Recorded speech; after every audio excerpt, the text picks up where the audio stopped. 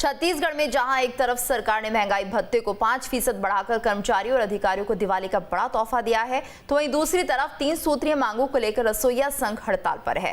हड़ताल पर बैठे रसोइये समान काम, समान वेतन और नियमितीकरण के साथ साथ मानदेय बढ़ाए जाने की मांग कर रहे हैं।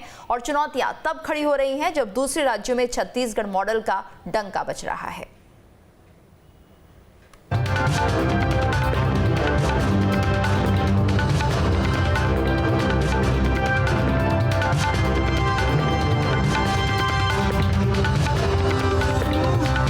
छत्तीसगढ़ की भूपेश सरकार ने सूबे के कर्मचारियों और अधिकारियों को 5% डीए में बढ़ोतरी की सौगात दी है।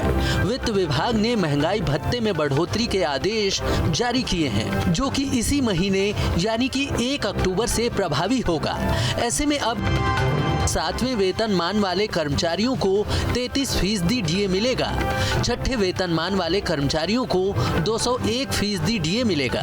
भूपेश सरकार ने 8वीं बार महंगाई भत्ते में बढ़ोतरी की है। जनवरी 2020 में 4% की बढ़ोतरी हुई थी। जुलाई 2020 में 3%, जनवरी 2021 में 4% की बढ़ोतरी हुई थी। जुलाई 2021 में 3%, जनवरी 2022 में 3% की बढ़ोतरी हुई। मई 2022 में 5%, अगस्त 2022 में 6% की बढ़ोतरी हुई और अब अक्टूबर 2022 में 5% की बढ़ोतरी की गई है। मुख्यमंत्री माननीय श्री भूपेश बघेल जी की सरकार सभी वर्गों का ख्याल रखती है, सभी वर्गों के साथ न्याय करती है।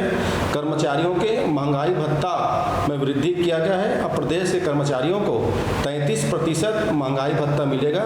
रसोइया संघ के मांगों पर भी गंभीरता से विचार किया जा रहा है और बहुत जल्द उसमें निर्णय आएगा। रसोइया संघ के साथियों को उदास होने की आवश्यकता नहीं है। सरकार पूरी संवेदनशीलता के साथ सभी वर्गों का ख्याल रखती है। हाँ, जिन्होंने 5% डीए का ऑर्डर निकाला है वो भी 1 अक्टूबर से दे रहे हैं, लेकिन 2 और 3 महीने का एरिया इन्होंने खा लिया छत्तीसगढ़ के कर्मचारियों का। ये नहीं बताएंगे जाके हिमाचल में, ये नहीं बताएंगे कि 5 लाख कर्मचारी क्यों छत्तीसगढ़ में हड़ताल में थे। सरकारी कर्मचारियों और अधिकारियों को सरकार से दिवाली का तोहफा तो मिल गया, लेकिन दूसरी तरफ Chhattisgarh school mid day meal रसोइया संघ के आह्वान पर सूबे के रसोइये अपनी मांगों को लेकर 4 सितंबर से हड़ताल पर हैं। दरअसल 3 सूत्रीय मांगों को लेकर रसोइया संघ आंदोलन कर रहा है। करीब 40 दिनों से रसोइया संघ आंदोलनरत है। 386 रसोइये 4 सितंबर से आंदोलन कर रहे हैं। मानदेय बढ़ाने की मांग कर रहा है रसोइया संघ। रसोइया संघ कलेक्टर दर पर मानदेय की मांग कर रहा है। समान काम, समान वेतन और नियमितीकरण की भी मांग है। हड़ताल से स्कूलों में मिड डे मील की व्यवस्था पटरी से उतर गई है।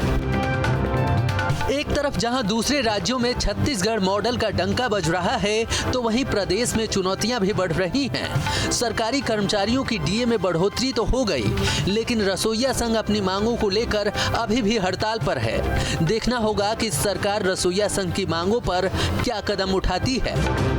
Team news state. नर्मदा नदी मध्य प्रदेश की जीवन रेखा ही नहीं बल्कि लाखों करोड़ों लोगों के लिए आस्था का केंद्र भी है। नर्मदा नदी पर नर्मदा कॉरिडोर प्रस्तावित है, लेकिन राजनीतिक प्रतिद्वंदिता के चलते ये कॉरिडोर का काम शुरू नहीं हो पाया।